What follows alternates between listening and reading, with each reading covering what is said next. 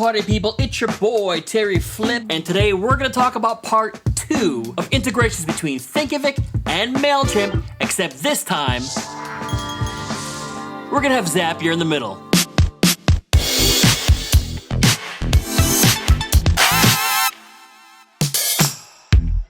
The benefits of having Zapier right in the middle is that we can do a lot more. Think about it. Let's say you have 2 students and you've got 2 courses. Well, which one did they sign up for? MailChimp will tag it all for you with the help of Zapier. And the best part about it is not one line of code. Pow! All right, here's what we're going to do. First, we're going to disconnect Thinkific and MailChimp direct integration. We're going to integrate it with using Zapier instead.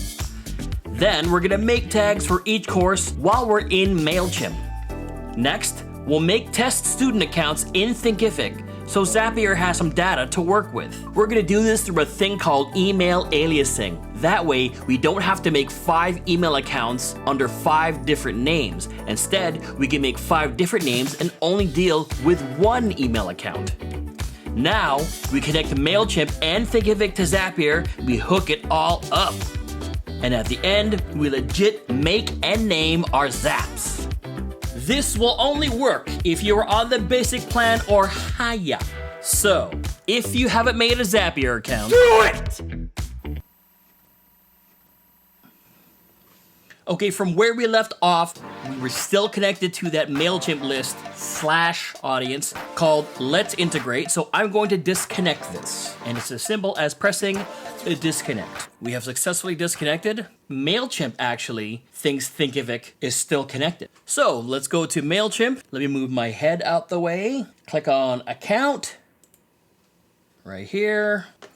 Now go to extras, API keys, scroll all the way down and you'll see that it's still connected to Thinkific. Gotta disconnect it. So click this X right here, perfect. So since we're here, let's make some tags that we're going to add to the students that sign up. Click on audience, tags, and we don't have any tags yet, that's fine. Click create tag, and we are going to call this integrate-level 1. Oops, create. Let's make another one, integrate-level 2. Press create. Fantastic, there we go.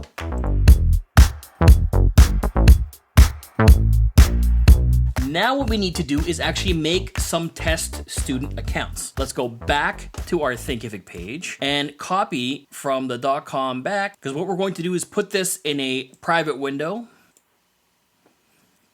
Right, press paste, great. Now remember, you want to do this in a private window because in a private window, there are no cookies or autofill or any passwords that are saved. This is a great way to test as a visitor. All right, so now let's sign up for course 1. Click on that, enroll for free. And so our names that we're gonna choose, I'm gonna call this test. Last name is LVL1. Email will be Terry Flip, and then we're gonna alias by putting a +sign. If you haven't seen my video yet on email aliasing, do check it out. Calling it 1@gmail.com. Put in a password, and then click sign up. And of course, you must prove humanity.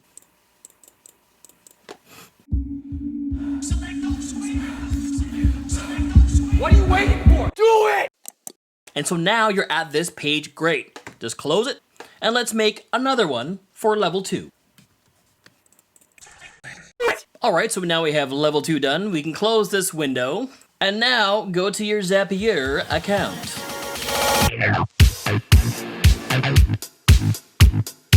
So when you get to this page, you're gonna see that you can create your own workflow and you can connect the apps through here. When it comes to setting up stuff like this, you wanna use the KISS system. Keep it simple, stupid. Honestly, I think it's a little confusing. It's better if you actually connect the apps through My Apps. So now we're gonna KISS My Apps. Click on My Apps, add connection right here, do a search for MailChimp, boom. Type in your username and password, press login, and then you'll get this page that says authorize Zapier. Anytime you see a page that says allow access or authorize so on and so forth, read every word. You can't just allow any company to have access to everything. What are you hooking up? So after you've read every word, click allow, Done. There it is. So MailChimp is connected. Press back.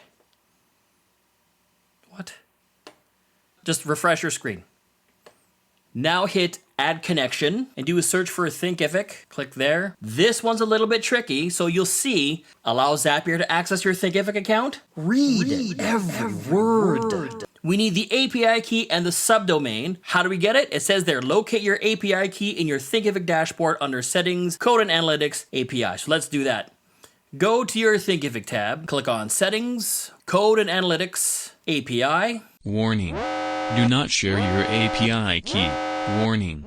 Do not share your API key. If some asshole has your API key, they can steal your students' info and f up your account. And there it is, your API key and your subdomain. Double click on your API key and you'll select all of it. Go up to the edit menu, press copy. So tab over to the Zapier window and paste your API key. Go back to the Thinkific window, double click on subdomain, even though it may not look like you can. Copy it and paste it into the subdomain box. Press yes, continue. Now sit here and freak out that nothing is happening. Or you can click on the Zapier tab and see that Thinkific is now hooked up.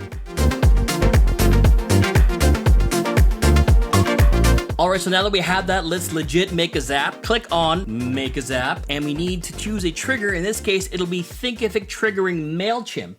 So we search up Thinkific.